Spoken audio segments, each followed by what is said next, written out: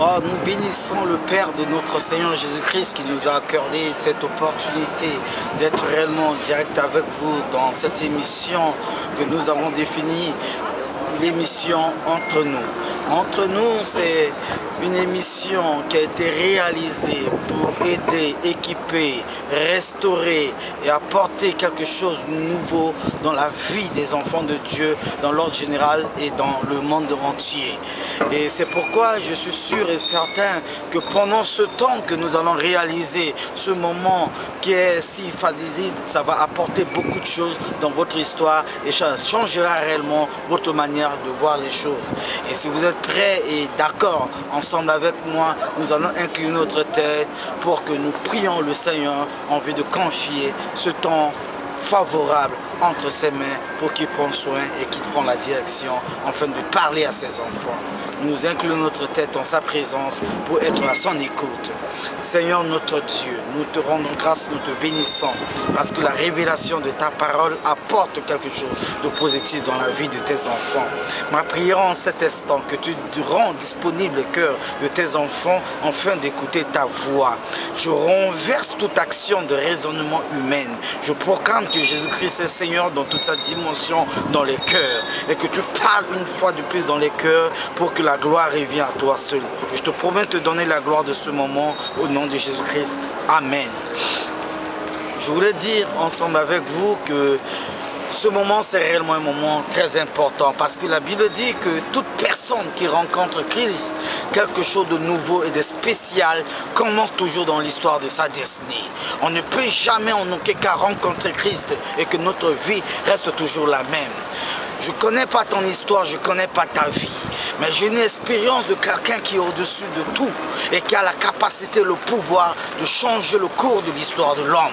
Aujourd'hui, un peu partout dans le monde, les gens cherchent toujours quelque chose de spécial pour être heureux. Mais j'ai été bouleversé par expérience dans ma vie d'une manière personnelle par rapport à quelque chose qui s'est produit. Dieu m'a fait la grâce d'exercer au sein de la défense nationale en République centrafricaine pendant des années comme aumônier militaire.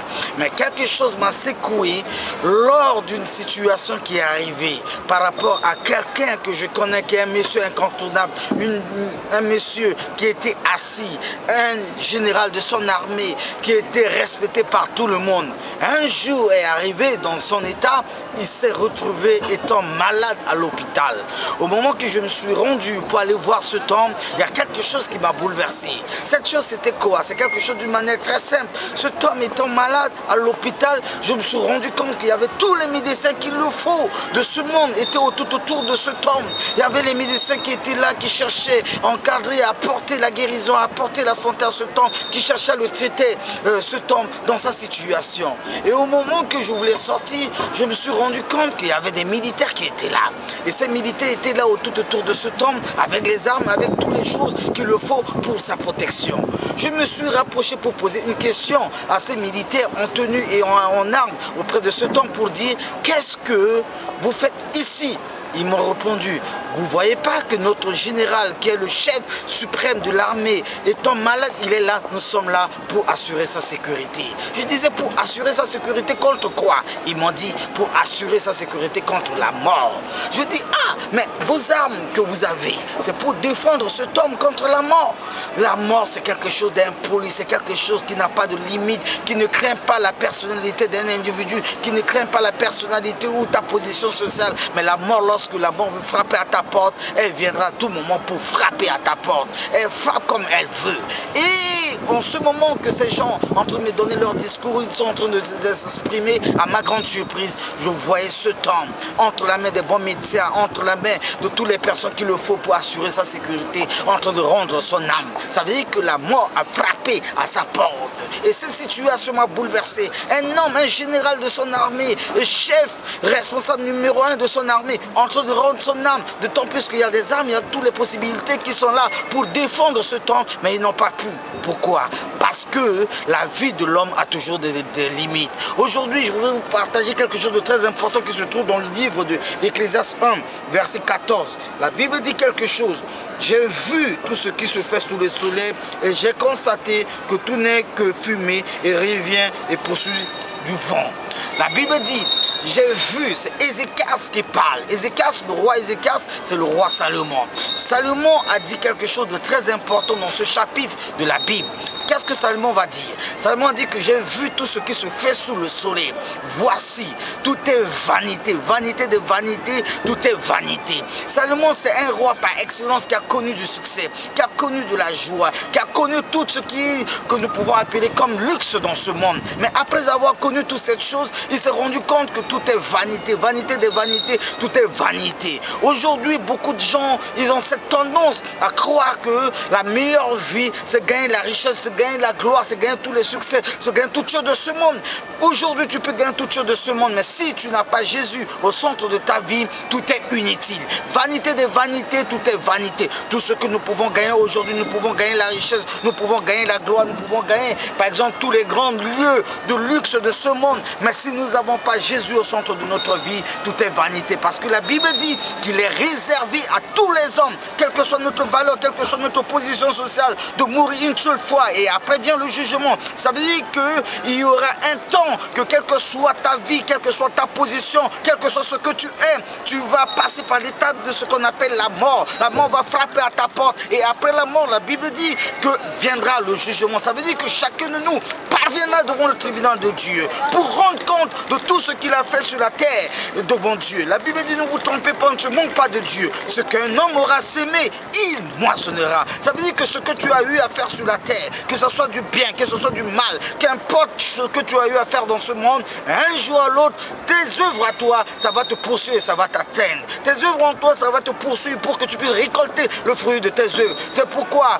il est temps en ce moment, pendant cette opportunité, pendant cette occasion que Dieu t'a offert, de prendre conscience que tout est vanité dans ce monde. Qu'importe ta position, qu'importe ce que tu es, toute chose a sa fin. Ce qui est important, c'est d'accepter Jésus, de faire de ce Jésus le maître de ta vie, de faire de ce Jésus le Seigneur de ta vie. Parce qu'à part Jésus, aucune personne ne pourra sauver. La Bible dit qu'il n'y a pas un autre médiateur entre nous et Dieu, si ce n'est que Jésus-Christ. Jésus est au-dessus de tout. Jésus donne la vie. Jésus sauve encore. Il restaure. C'est lui seul qui peut intervenir en notre faveur auprès de Dieu. Sans lui, nous ne sommes rien dans ce monde. C'est pourquoi je voudrais vous inviter à comprendre quelque chose.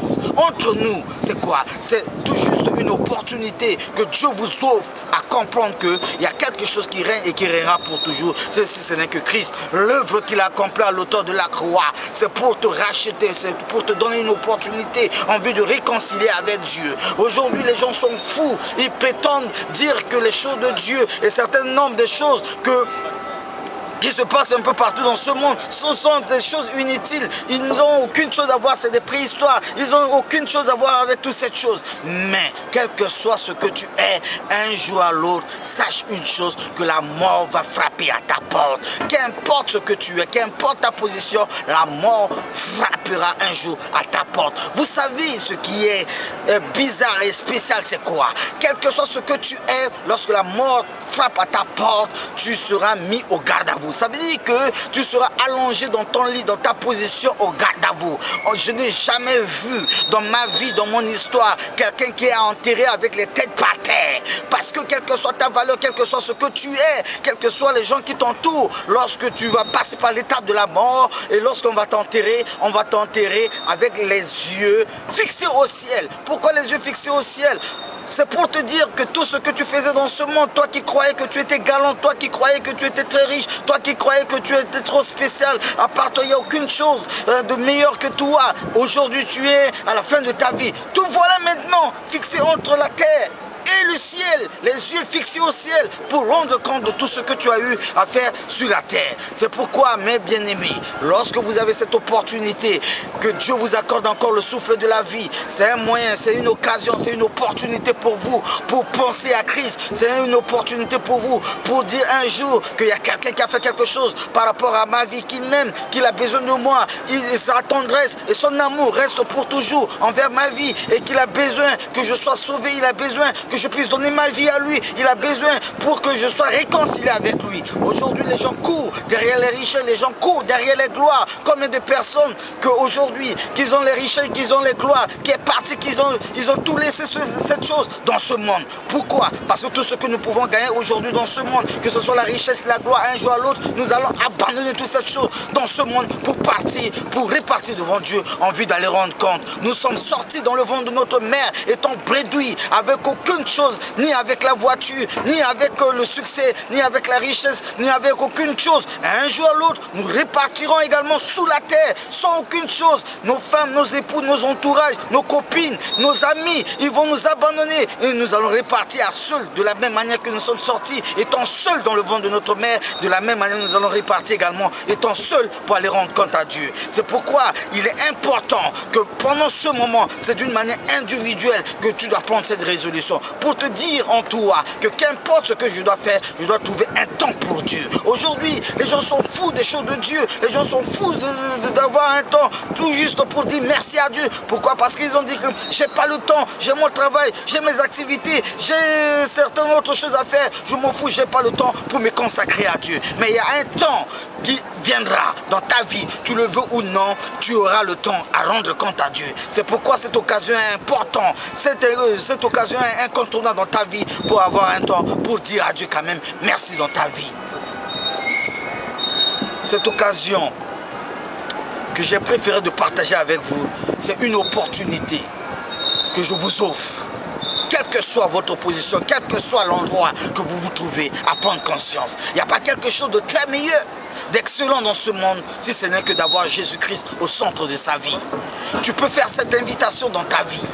Aujourd'hui, tu peux avoir la sécurité, tu peux avoir la protection, tu peux avoir la richesse, mais cette chose a toujours une fin. Et toi, seul d'une manière individuelle, tu as des comptes à rendre à Dieu. C'est pourquoi c'est très important de prendre conscience. Tu peux faire une invitation d'une manière personnelle pour dire à Jésus, Jésus, j'ai besoin de toi. J'ai besoin que tu rentres dans ma vie. J'ai besoin de devenir ton ami. J'ai besoin que tu occupes quelque chose de spécial là où tu es. Si quelque part dans ta vie, tu as cette tendance à négliger Dieu, à abandonner Dieu, à faire un certain nombre de choses, il est temps de prendre conscience, de revenir en sa présence. Et il t'aidera. Il est à ta porte, il frappe. Si tu entends sa voix, tu ouvres, il rentrera chez toi, il vivra avec toi et tu deviendras son ami. Et lui aussi deviendra ton maître pour toujours. Et il t'accompagnera même devant le tribunal de Dieu pour t'assister devant le tribunal de Dieu. Soyez bénis et recevez cette parole.